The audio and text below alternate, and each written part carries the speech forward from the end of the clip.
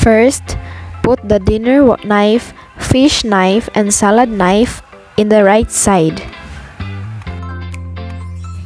Next, the white wine glass, eulater glass, and red wine glass on the top of it and form it like a triangle.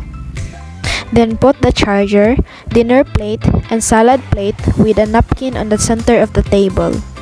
Next, the dessert fork and dessert spoon on the top of the plate.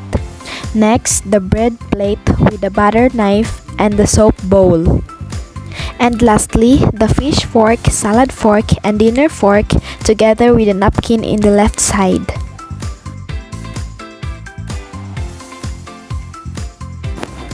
And this is the table setup.